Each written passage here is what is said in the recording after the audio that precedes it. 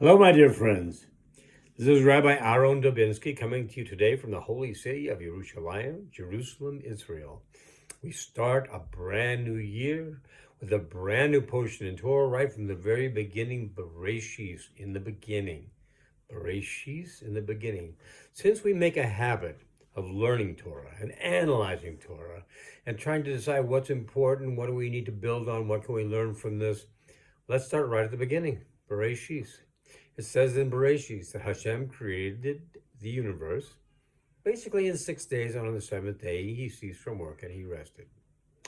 Now that's an interesting story, and we repeat it year after year after year after year, but let's ask a question about this. Just one simple question.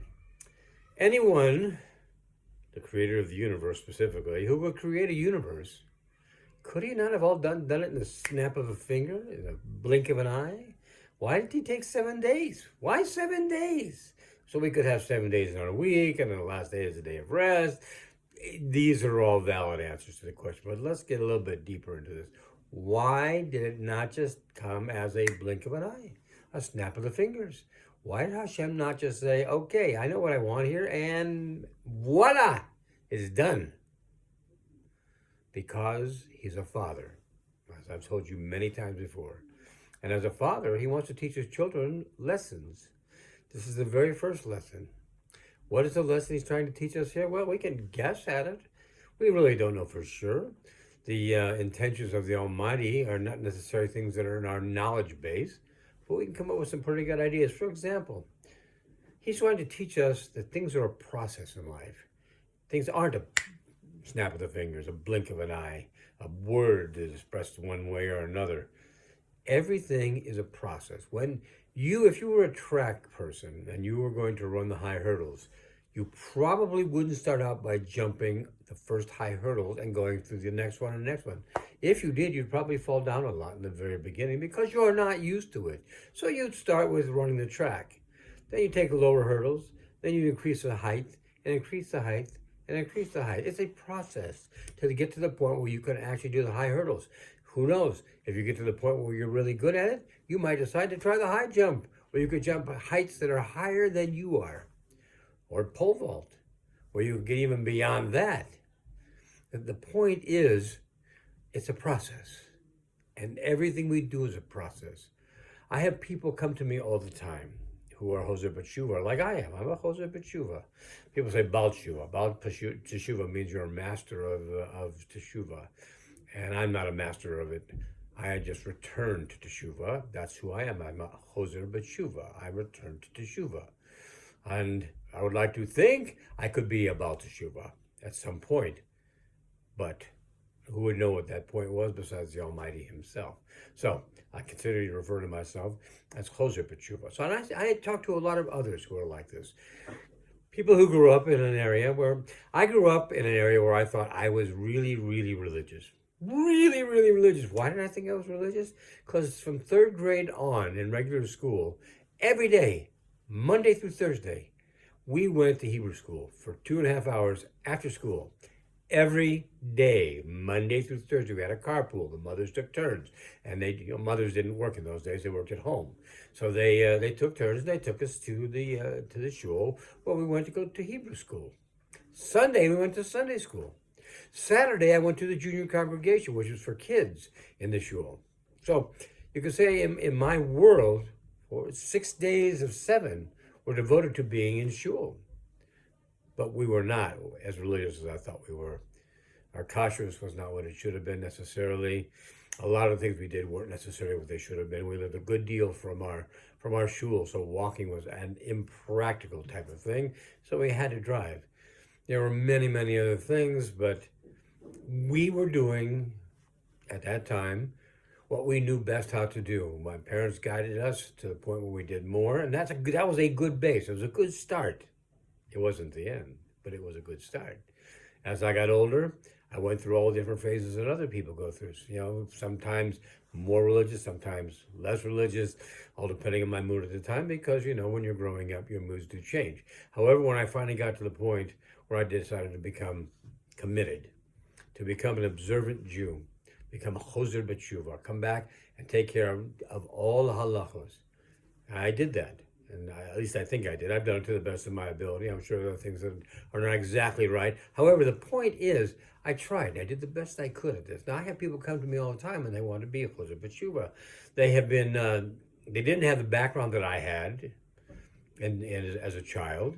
They didn't have any background. I have somebody I'm dealing with, and it's very difficult because he went from being a person who had no Hebrew name, with a mother with no Hebrew name, with a grandmother with no Hebrew name, to a person being an observant Jew. Do you know how hard that is to start from ground zero and build your way up? And he's done a remarkable job.